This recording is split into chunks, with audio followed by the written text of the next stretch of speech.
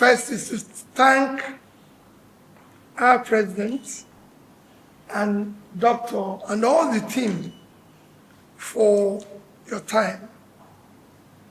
Like you've mentioned, I wish I had the opportunity of being physically visiting the school in Chibok.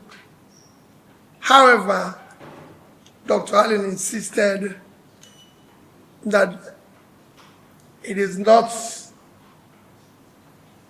very safe for us to travel. I've maintained that when we have a place that is not safe for Nigerians to travel to, then Nigeria is not safe. We must be able to travel everywhere in Nigeria, and that is what all of us should work ideally. Everybody have spoken here has spoken about benevolence. I don't think that is the case. We have children in school.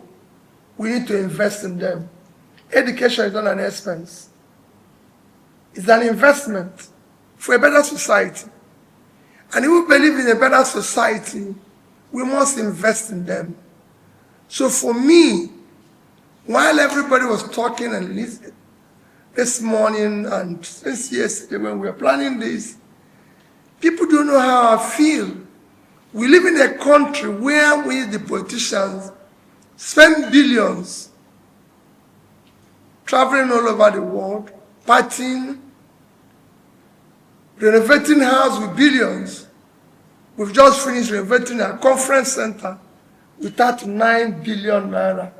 When our children in school don't have lab, they don't have computer, their classrooms are leaking, they don't have water, they don't have library. Which society is this?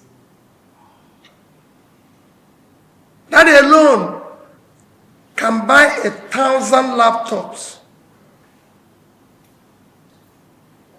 And if we give it to the school on average of 10 pieces each, look at the number of schools that will be able to receive that. What conference are we having? The ones we have had in the past, have we utilized it?